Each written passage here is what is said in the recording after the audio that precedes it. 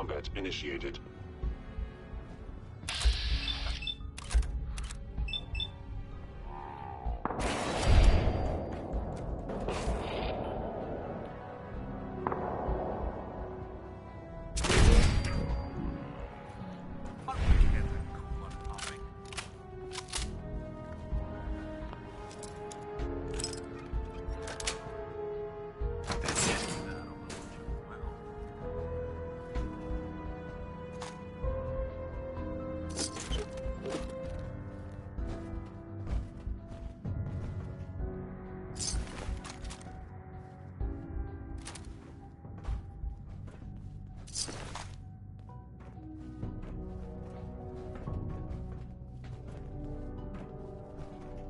End of the line.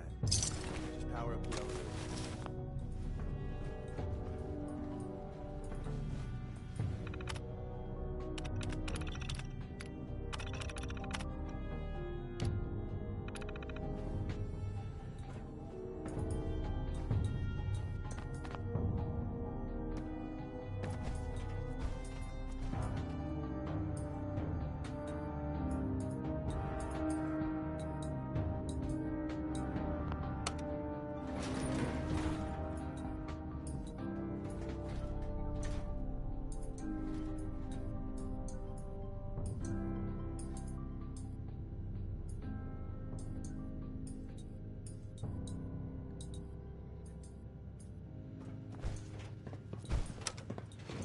Going up.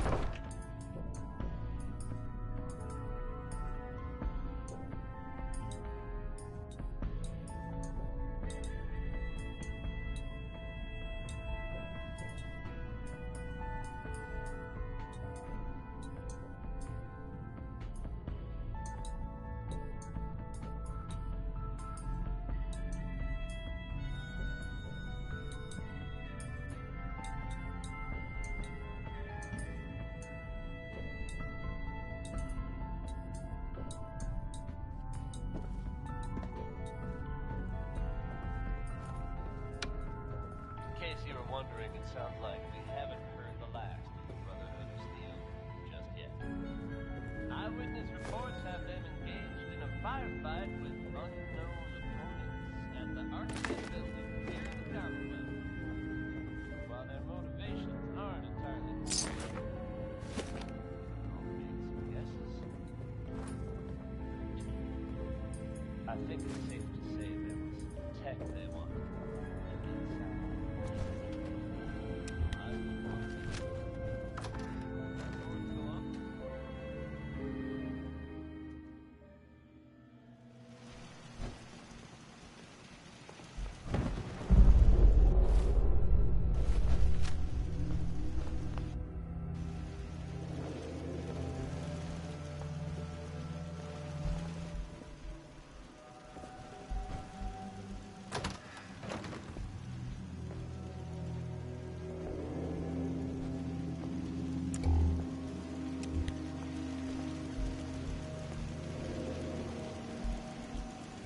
Movement detected. Curious. Hostile sensor reading detected. Engaging hostile life form. Someone present died.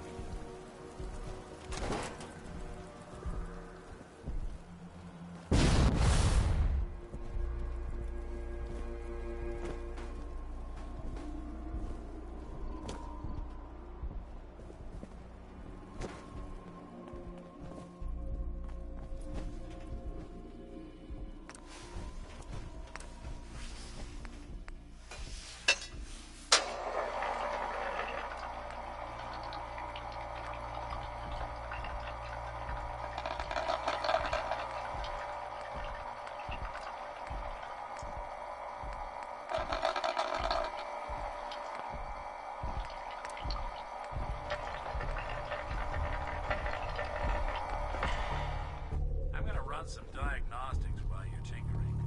Take your time.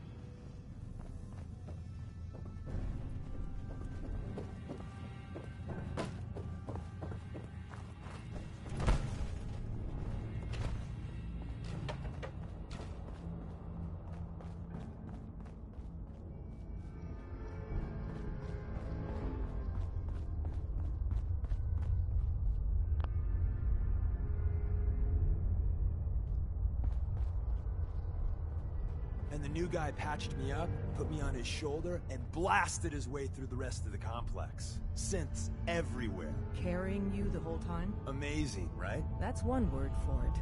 Deacon told me you single-handedly secured Carrington's prototype, disabled a minefield, and wiped out 100 Gen 1s. So is any of that true?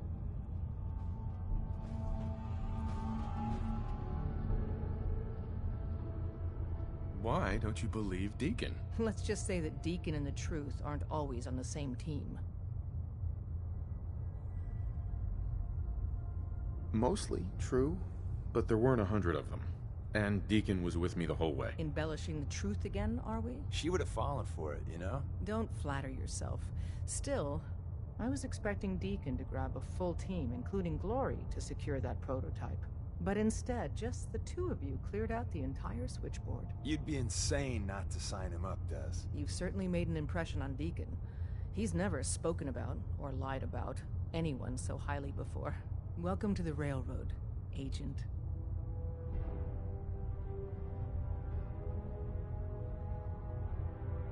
Why should I join you? If you're having any doubts, you shouldn't. Not very many of us live to retirement. But if you're like me, that doesn't matter. There are great wrongs that need righting. Glad to be aboard. It seems we're very lucky to have you. So you're in. Now we need to know what to call you. Secrecy keeps us alive. Code names are a part of that. So what's yours?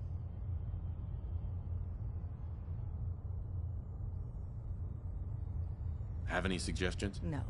It doesn't work like that. Your life, your name, your choice.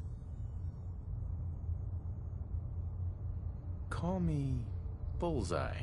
From what Deacon says of your fighting skills, Bullseye seems apt. Your first official order is to deliver Dr. Carrington his prototype and see if he can use another pair of hands. But first, it's time to meet the rest of the gang. The location of our HQ is one of our most tightly guarded secrets, so be careful coming in or out. You never can tell when you're being watched.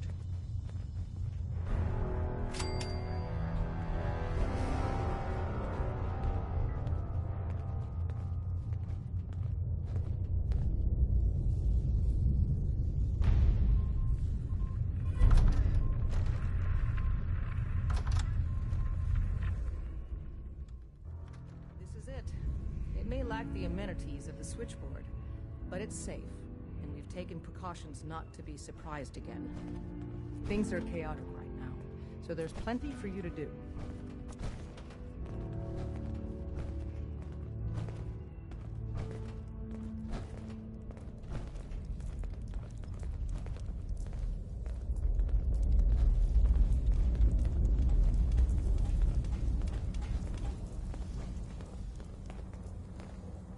Listen up, everyone. This is Bullseye. He did the switchboard op with Deacon. He's a full agent, effective immediately.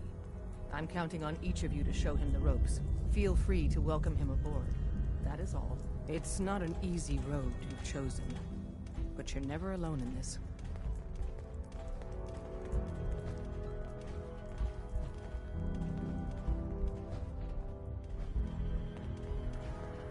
Ah. It's our newest agent.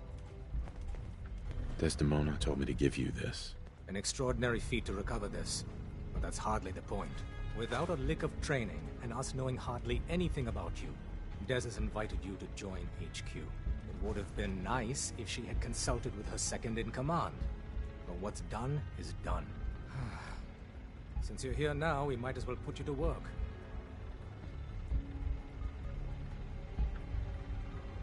Cut to the chase. One of our field agents, Old Man Stockton, needs help with the runaway synth, H222. So headquarters, as always, puts out the fires that others can't be bothered to put out themselves. The paranoid old bat won't even tell us the problem. He insists that we get our intel from a dead drop. He may have a good reason to be paranoid. Perhaps he does. And maybe he did the other dozen times he's made our agents jump through these unnecessary hoops. The dead drop is a mailbox with a rail sign on it. It's a common means of communication for us, so keep an eye out for them. When you make contact with Stockton, he won't give you the time of day unless you give him the proper countersign. The current sign is, do you have a Geiger counter? And the counter is, mine is in the shop. Please tell me Deacon taught you that at least. You can trust me with this. I'll get it done. You sound rather convincing, actually. Stockton is a prominent businessman at Bunker Hill. The dead drop will be near there. Use the escape tunnel in the back to get there quicker. I think we ought to talk. What's wrong? Wrong? Oh no, nothing's wrong. We've just been traveling a while now, and I figured there hasn't exactly been equitable distribution of information. Gotten a decent glimpse into your dirty laundry, but you still don't really know a whole heck of a lot about me. I figured I'd offer to balance the board. So, is there anything you want to know?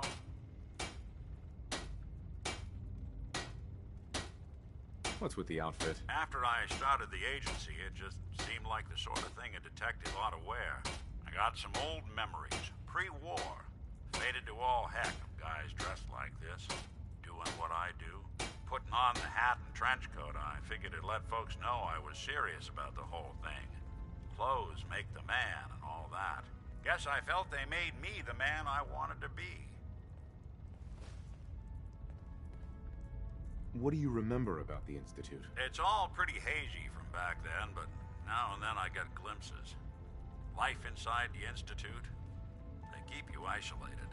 A single test chamber was my whole world for years, and someone was always watching. Then one day you wake up on the other side, and that's it.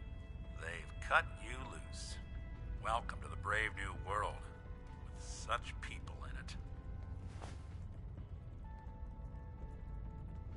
So who are you, Nick? That's a question I've been trying to figure out myself for a long damn time. I know I'm a synth, authentic Institute handiwork, but I'm still mechanical, not bioengineered like the fancy synths giving everyone the willies these days. I get tune-ups now instead of checkups. My memories, my personality, they're all lifted from some cop who volunteered for an experiment back before the war. They scanned his brain and copied it onto the hardware that runs between my ears. Don't know why they chose to make a robot based on some pre-war cop instead of a math genius or a bioengineer. Hey, maybe that's why the Institute tossed me in the garbage instead of turning me into one of their people snatchers.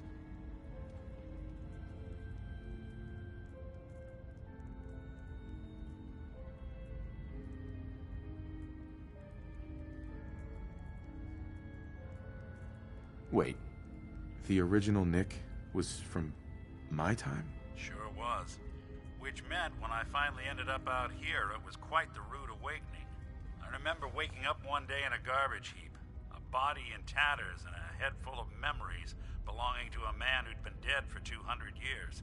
Suffice to say, it was a confusing couple of weeks. Folks didn't really know much about synths back then, so when I finally ran into people, they mostly treated me with caution rather than hostility. But the kids, they weren't afraid.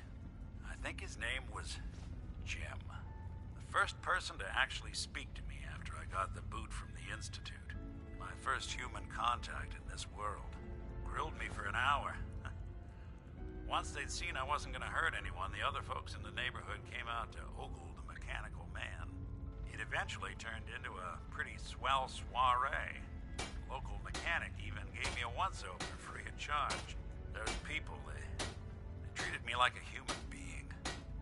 I've been trying to return the favor ever since. It's a surprisingly rare trait out here sometimes. It's something I've noticed you got a fondness for. Part of the reason I've stuck around this long.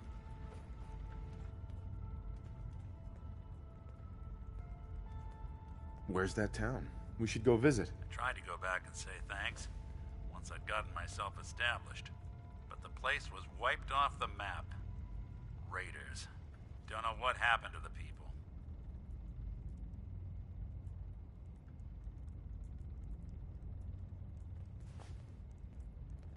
If you're good to people, they'll be good back. That's something I've always believed. Couldn't agree more. Well, I expect you're about as bored as can be listening to me rattle my skeletons. We should probably head out. Hey, you, Got a sec?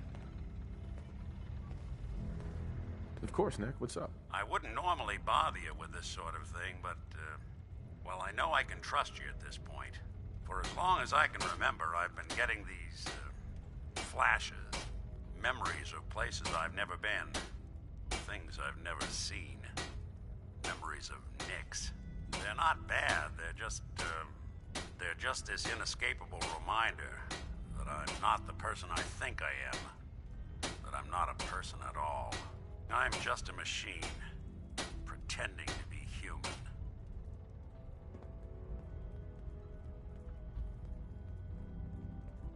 What kind of memories? Everything.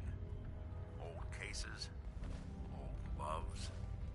I found myself running background on cases only to realize everyone involved's been dead for 200 years. Don't get me wrong, I know I'm in Nick's debt. These memories, they've kept me alive. Nick was a hell of a cop. A guy with good instincts and a good heart. I always counted myself lucky they didn't load me up with some ex-con, or whatever type might volunteer to let folks tinker with their gray matter. But it's thanks to Nick that I pass for human. Why I get to live cushy in Diamond City, and every other synth is shot on sight. I know I got it good, but my entire life I owe to Nick. Everything that makes me who I am. My judgment, my speech, hell, even my name. They're his. And I can't do a damn thing about it, because without them, I'm nothing. A shell. All I want is a life where I have something I can call my own.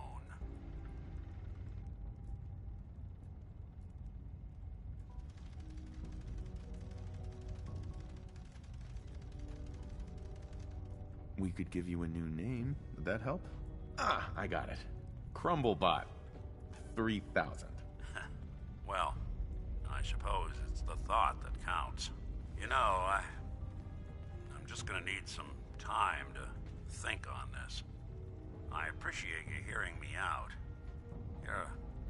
You're a real good friend. Thanks.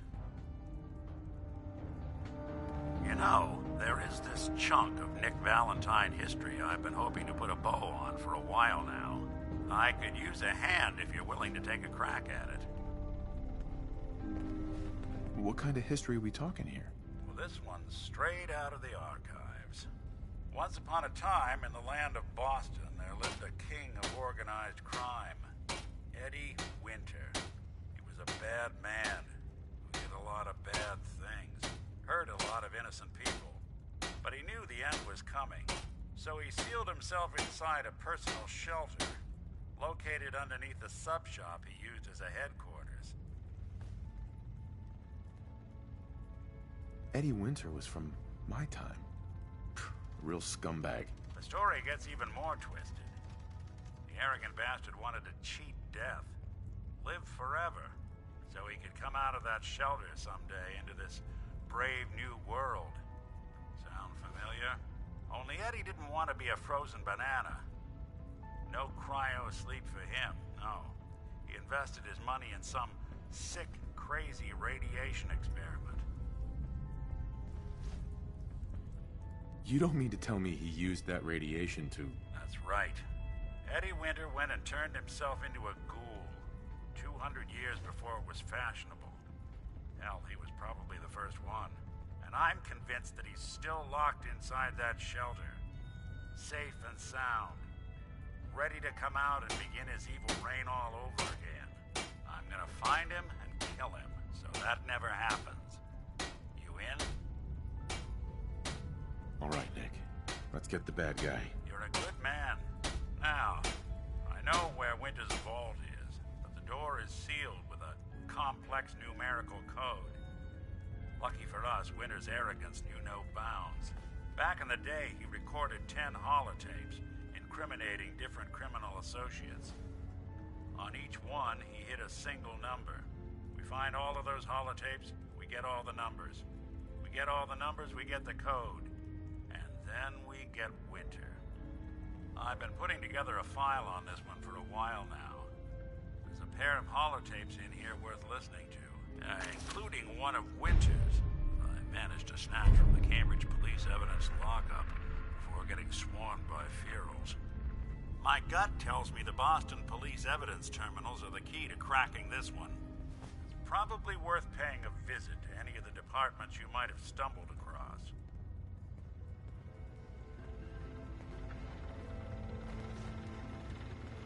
Use the back entrance. Too much traffic to the church and we'll burn this hideout. Welcome to the fam. Working with compartmentalized information is a difficult transition for new agents.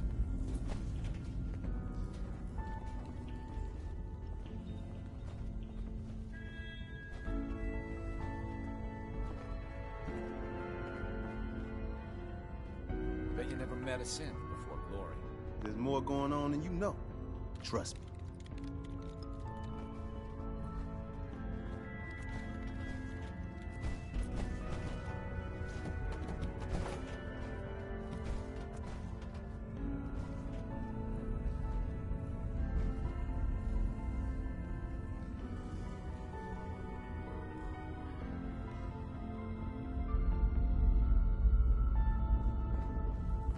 Based off what Deacon said, I expect great things from you.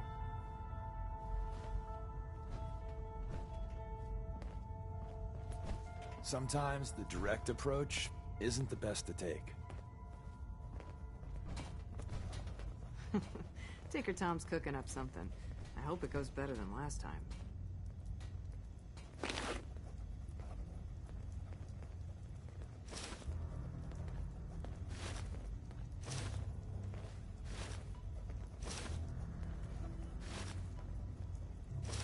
We're all the synths got.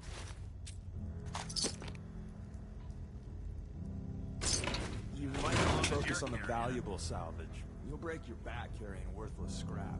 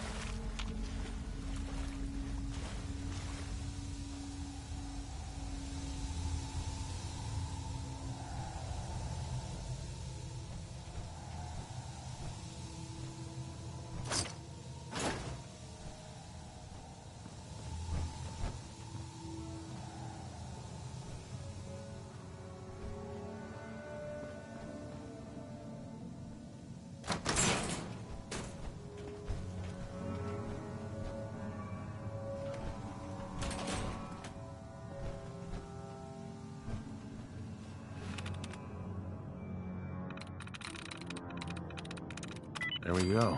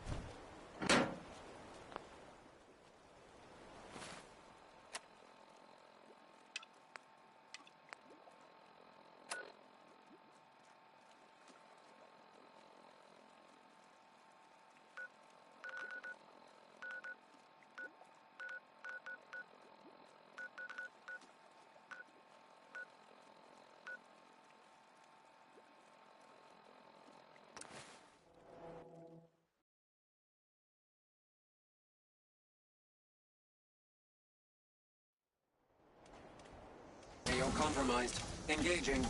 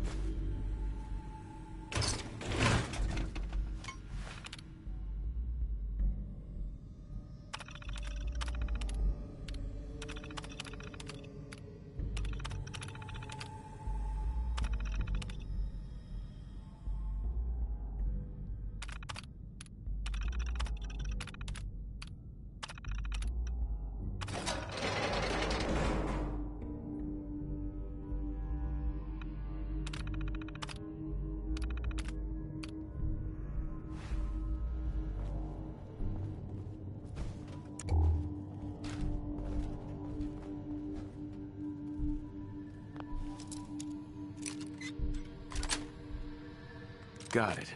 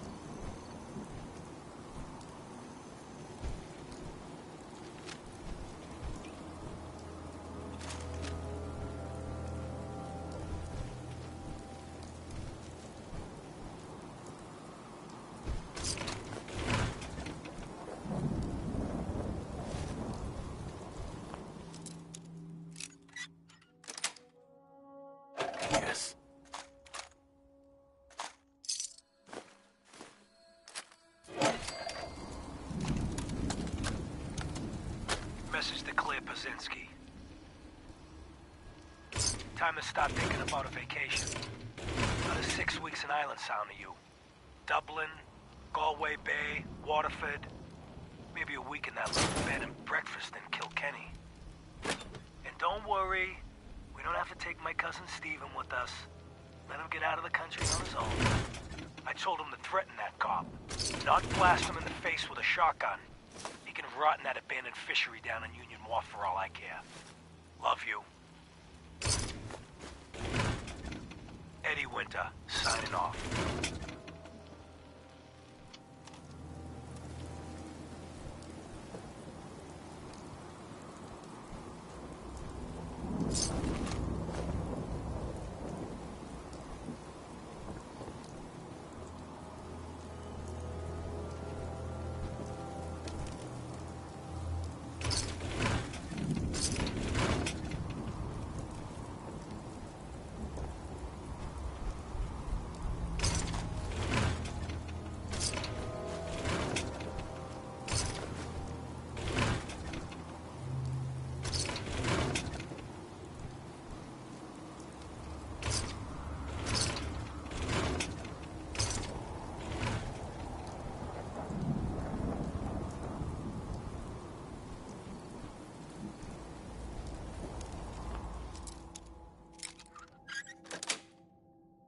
Got it.